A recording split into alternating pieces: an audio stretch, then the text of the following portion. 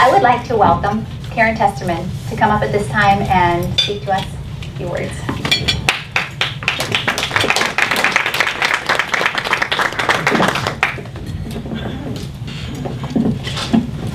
You know, I'm a little adverse to these things because they make too much noise.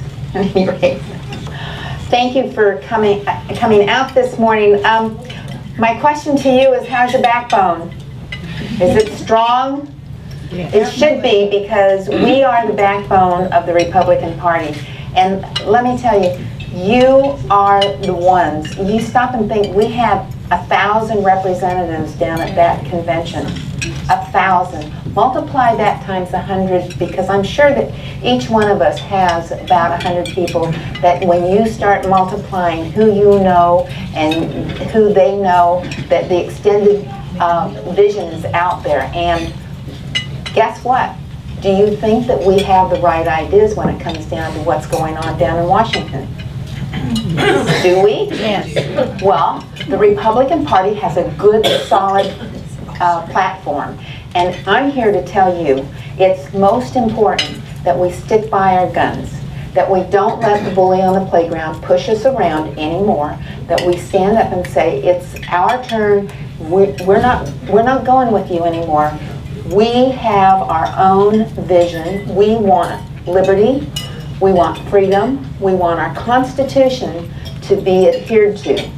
And it's time that we get behind those people like Ted Cruz and Mike Lee and Rand Paul and Tim Scott and Marco Rubio. Those people who are standing up and standing strong for our values.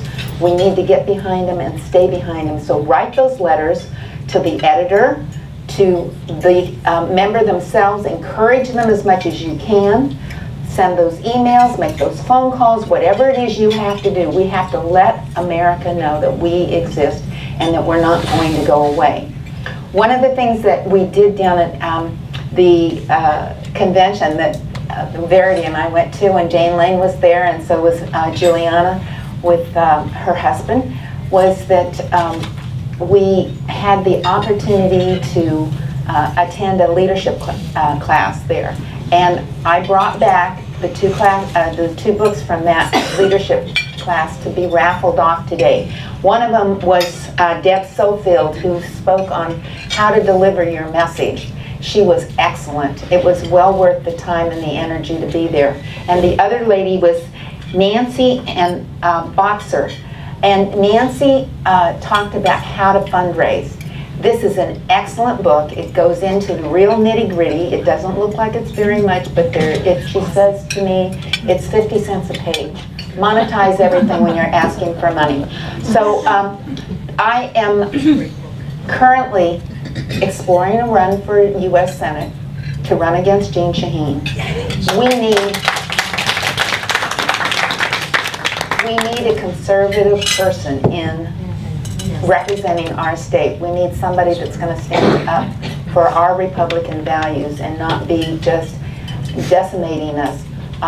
We go back and we look at what she has done to this state, and it's absolutely horrendous. You talk about single-payer system. We're living under it right now because of a bill that she introduced when she was a state senator.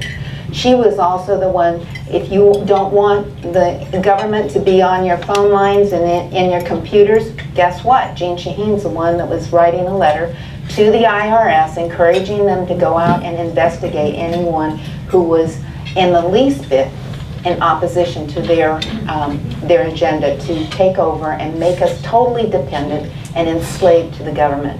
So if you're on board with me, I need your help. It's not going to be an easy run to make, but it is one that is winnable.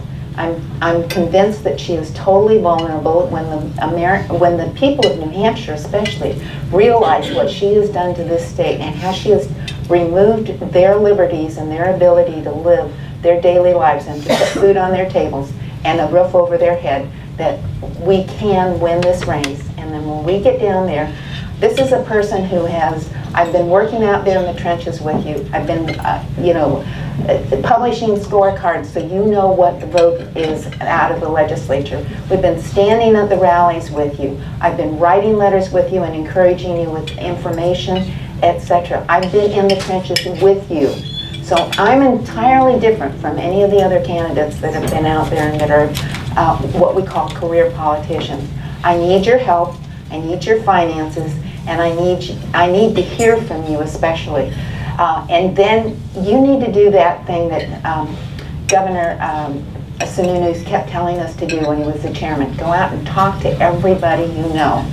Talk, talk, talk, talk. It's a famous saying at this point, but that's what we need to do. And then don't be afraid to write that letter. Don't be afraid to make that email contact, whatever it is. If we get out there and we get the grassroots on the ground and our feet on the ground, we can win this race. So thank you very much. And oh, by the way, one other thing that happened at this convention. Now imagine this. There were 1,000 people there, and they all said the Pledge of Allegiance in unison. And what was the one thing that they did? I don't know about you, but when I was in grammar school, I had to write the Pledge of Allegiance out with its punctuation.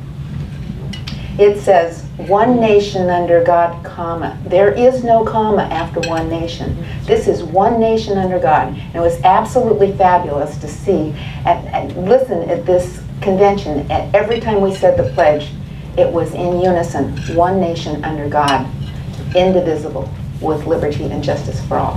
Thank you very much.